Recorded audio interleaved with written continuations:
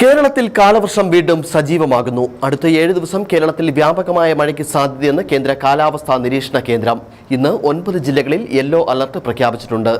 June 12 മുതൽ 16 വരെ ഒറ്റപ്പെട്ട അതിശക്തമായ മഴയ്ക്ക് സാധ്യതയെന്നാണ് പ്രവചനം.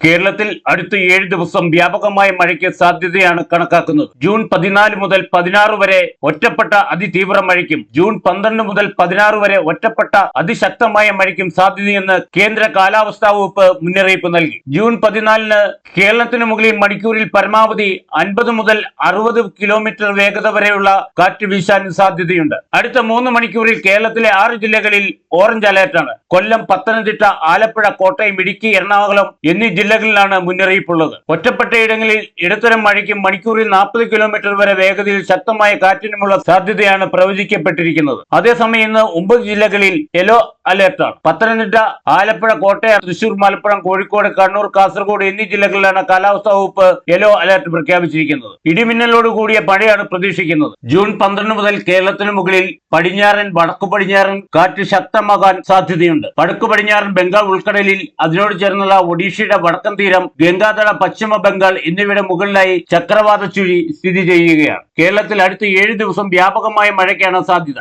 ജൂൺ 14 മുതൽ 16 തീയതികളിൽ ഒറ്റപ്പെട്ട അതിശക്തമഴയ്ക്കും സാധ്യതയുണ്ട്. ജനങ്ങൾ ജാഗ്രത പാലിക്കണമെന്ന് കേന്ദ്ര കാലാവസ്ഥാ നിരീക്ഷണ വകുപ്പ് മുന്നറിയിപ്പ് നൽകി. Idukki vision news, Upputhara.